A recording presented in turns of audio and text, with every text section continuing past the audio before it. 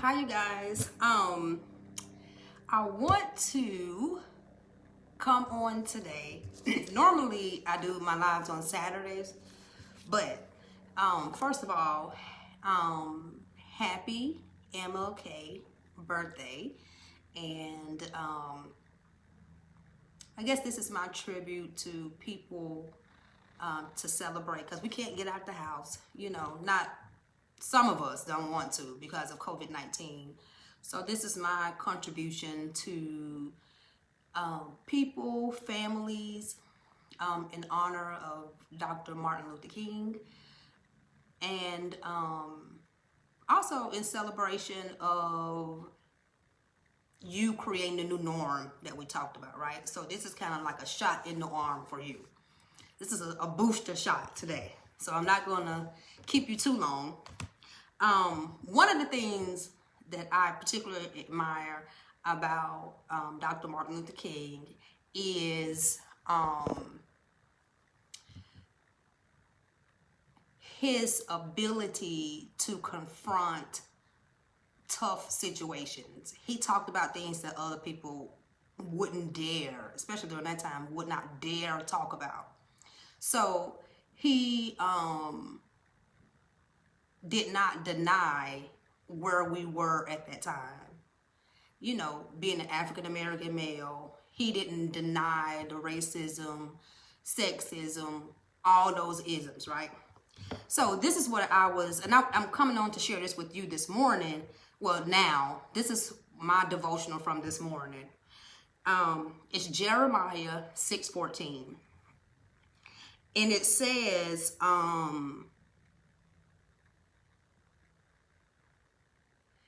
you can't heal a wound by saying it's not there. And it had to do with denial, being in denial. You can't begin to undo your wrongs or make amends with people while being in a state of denial. So what does that mean? And like I said, I'm not going to hold you very long today. Matter of fact, this was going to be like maybe 10 to 15 minutes. And if I get past that, somebody let me know. So you can't heal a wound by saying it's not there. And that's basically denial, by saying that it didn't happen, it didn't exist, it didn't occur, you did not injure me, I'm fine when I'm really not, I'm okay when I'm really not okay. And again, that was Jeremiah 6:14.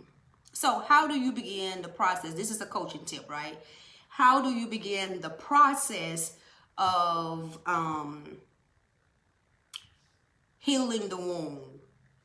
The first thing, and for me, this is something I'm working on now, presently.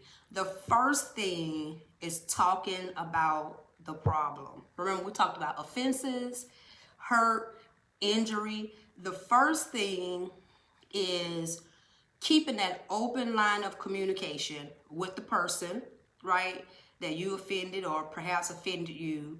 And Saturday, actually, we talked about the secure style relationship. This is where you begin to use that secure style relationship. You go to that person and you say, hey, can I talk to you X, Y, and Z? So you begin to open up that line of communication and say, hey, this is what you did. In a good conversation, this is how it's going to go, right? This is what you did. This is how I felt. And you always want to use I statements, not you. You did this and you did that and you said this. Because what that's going to do is put the first person on defense mode. So you start out with an I statement. I feel like I was really hurt when you said X, Y, and Z. And the person may say, well, you know what? I was really hurt too. So you ask them, well, in what way did I hurt you? What way did I injure you? How did I hurt your feelings? How did I disappoint you? Right? That's what I want to say. That's the avenue. That's how you want the conversation to go, right? However, 9 times out of 10, the conversation does, and this is something I absolutely love coaching people on. 9 times out of 10, the conversation is not going to go that way. Particularly, and you have to keep in mind that you're working on you. You're working to feel your emotions, because when you're in denial, you also, if you are in denial about the offense, you're also in denial, not in denial, you're also cutting off vital feelings that can help you grow. I hope I said that right, or to where you understand. So when you are in denial about something, you also deny your feelings. And so you don't allow yourself to experience the feelings that normal people would experience in that situation. And when we talked about the secure style relationship, the secure person, the secure style relationship, those people allow themselves to feel every emotion about that situation: anger, sadness, depression, disappointment, and then they happy, and then they back at sad, then they mad at themselves because they forgave they allow themselves to feel a whole range of emotions. But if you are in denial about a situation or an offense, or act like it did not happen, act like it did not injure you, you shut those emotions off. So, and it becomes a habit. If you do it for a long period of time, it becomes a habit. And then when you get in a relationship with someone, the person is a secure style relationship, they're like, hey, why you don't open up and talk to me? Why you don't tell me? I had no idea that it offends you to leave the cabinet doors open, you know, or to leave the ketchup out the refrigerator. I had no idea because you didn't tell me. I'm sorry. So I gave the example of how you would like that conversation to go, right? However, if you're the type of person who is beginning to allow yourself to feel, and I'm gonna show y'all something. I just so happened I was digging through my closet this morning and found this, right? But this is what I would normally do in my counseling sessions. I do. So if these are a whole range of emotions, right? Calm, mad, excited, pleased. I'm pleased with how the conversation is going. Shy. I'm looking for scared that like maybe the other person is not going to validate your feelings. So we're talking about beginning to allow yourself to feel a range of emotions. Sad, because you're no longer talking to the person. Your relationship is no longer where it was. And it's okay to say, you know what, I'm really sad that this happened because I really miss talking to you, and I'm sad that you feel like you could not come to me and talk to me. Nervous about the conversation. Embarrassed. Oh God, this is the one I want to talk about. That is the one right there. So once you begin to allow yourself to experience a range of emotions, you're not tucking it in. Hey, Sandra, hey cousin. So you're not smothering your feelings. If a person offends you, you say that they offended you. So now you're going to the person to sit down and talk about, to begin the healing process. Because to begin the healing process, you have to open up that line of communication, or else it's not going to work. So this is how it looks on I don't necessarily want to say a bad day, but the conversation did not go the way you intended. Like you had good intentions. So you go to the person and you say, you know what? You remember when me and you was sitting down talking, and all of us was sitting in the living room, and you brought up the fact that, and this is just an example, and you brought up the fact that I stole some gum out of your purse. And that was like 10 years ago, and it really offended me. And matter of fact, I was embarrassed too. It was really embarrassing because I'm really trying to change my life. The other person may not receive that information well. So the argument ensues. This is how it happens 9 times out of 10, until you're able to discipline your emotions. So before you know it, the veins, oh, forgive me, Lord. In a matter of 5 seconds of that conversation, the veins are popping out your leg, you're screaming to the top of your voice, you're crying because you're angry, and you wasn't trying to get angry in the situation, and you and the person, it's an explosive argument. Now, let me tell you something. That is, and this is what I always coach the families on, and young people, that is normal. And I'm gonna give you some of my personal business. Get in my business, right? Listen.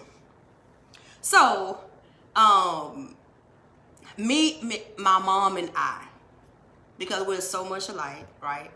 And growing up, and matter of fact, we still bump heads. We just do it in a respectful way. I respect her position. She respects my position. But we have not always been there. So, and I can laugh about this now.